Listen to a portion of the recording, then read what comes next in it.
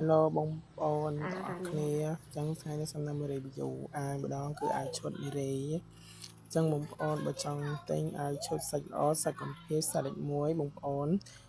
ឡូវជិតដល់រដូវបំជុំបិណ្ឌហើយដល់ខែធ្វើស្រូវហើយបងប្អូនត្រូវការអាយឈុត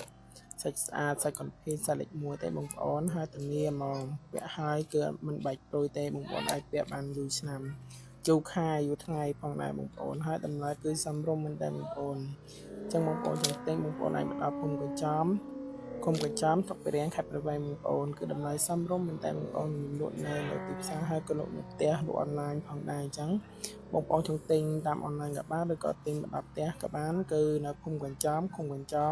ស្រុកពារាំងខេត្តព្រៃវែងបងប្អូនគឺនៅផ្លូវទ្រាបងប្អូនអញ្ចឹងណាបងប្អូនហើយអាយឆុនគឺតម្លៃសមរម្យមែនតើបងប្អូនអាចទៅដល់ទិញផ្ទះក៏បានដែរ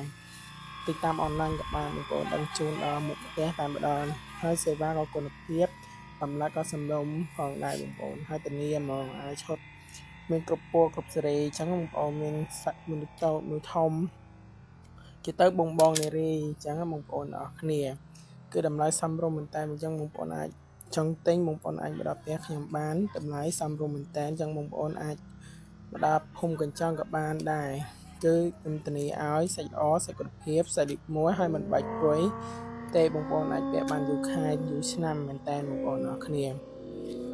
អ្នកលក់ក៏និយាយម៉ាត់ណាគឺម៉ាត់ហ្នឹងបងប្អូនអត់មានលក់បោកប្រាស់កេងបបាញ់អីទេបងប្អូនហើយអាវឈុតមួយគឺមិនមែនស្រួលទេបងប្អូនហើយអាវហ្នឹងគឺយកមកពីភ្នំពេញផងដែរហើយលោកអត់មានស្តុកមានអីតែបងប្អូនអស់ម៉ូតនេះយកម៉ូតមួយទៀតអស់មួយម៉ូតនេះយកម៉ូតមួយទៀតអញ្ចឹងអាវលក់ខ្លះលក់អត់ជាន់គ្នាទេតែបើលក់ចុងក៏អាវឈុតសាច់ល្អដែរហើយក៏មានលក់គ្រឿងកោបដែរបងប្អូនអាចមកផ្ទះខ្ញុំបានគ្រឿងកោបមានដូចជាមានថ្នាំមាន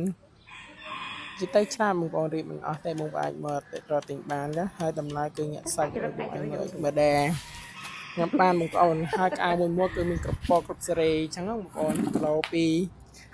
45រហូតដល់គីឡូ100បងប្អូនតម្រាសាច់គុណភាពលេខ1បងប្អូនគឺពាក់ហើយស្រួលចិត្តត្រជាក់ចិត្តបងប្អូន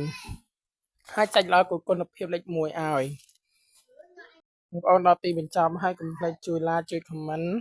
ជួយ share វីដេអូនឹងម្នាក់មួយផងហើយហាងខ្ញុំប្រកាសដាក់ឈ្មោះហាងនារីឈុតខ្មែរដល់ហើយតម្លៃសមរម្យមែនតើចឹងបងប្អូនកុំភ្លេចជួយ like ជួយ comment ជួយ share វីដេអូនឹងម្នាក់មួយផងដើម្បីឲ្យបងប្អូននៅភូមិស្រុកនៅក្រៅស្រុកជួយឃើញអញ្ចឹងណាបើចង់ទិញអាចអ្នកតំណតាម Facebook page ក៏បានដែរបងប្អូនចាំខ្ញុំដាក់លើអេក្រង់ចឹងវីដេអូមានតែប៉ុណ្ណឹងជួបគ្នានៅវីដេអូក្រោយជម្រាបលាបងប្អូនទាំងអស់គ្នា